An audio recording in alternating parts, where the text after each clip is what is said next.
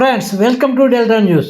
గుంటూరు కృష్ణా జిల్లాల ఎమ్మెల్సీ ఆలపాటి రాజేంద్ర ప్రసాద్ బుధవారం కొల్లిపరం మండలంలో పర్యటించి లబ్ధిదారులకు పెన్షన్లు అందజేశారు. అనంతరం ఏర్పాటు చేసిన కార్యక్రమంలో ఆలపాటి ప్రసంగించారు. మీరు కొనుక్కున్న ఆస్తి, మీ తాత ఇచ్చిన ఆస్తి, మీ నాన్న ఇచ్చిన ఆస్తి, ఆస్తి మీద లాభం ఏంటంటే నేను ఎవరిని అవ్వమంటే అలాంటి వాటిన్నిటికీ కూడా మనం స్వస్తి చేయగలం.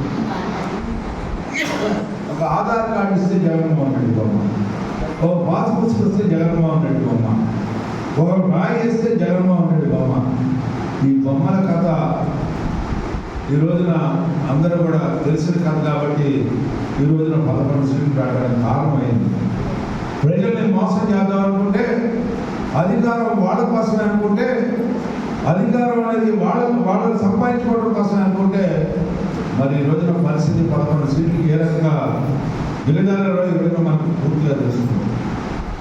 మీరు తెచ్చుకున్న ప్రభుత్వం, మీరు ఇచ్చిన నమ్మకం, మీరు చూపించిన విశ్వాసం, అందుకే ప్రభుత్వం ప్రతి అంశాన్ని కూడా మీరు ఏ రకంగా ఆలోచిస్తూ ఉంటే ప్రతి విషయాన్ని మీరు తెలియజెప్పి తద్వారా ఈ పాలన చేయాలనే ఉద్దేశంతో ఈ సంవత్సరాల కాలం ఏ రకంగా ఈ ప్రభుత్వం మంచి పాలన చేసిందో తెలియజెప్పాలనేదే ఈరోజు నీటి సంఘాలు ఏర్పరిచాం, రైతులు ప్రాజెక్ట్ చేశాం, సొసైటీలు ఏర్పరిచాం, సింగిల్ విండో సిస్టమ్ ద్వారా రైతులందరికీ న్యాయం చేయాలని ప్రయత్నించాం. ఎక్కడ కూడా ఎరువులు కొరత రాకుండా చూసాం.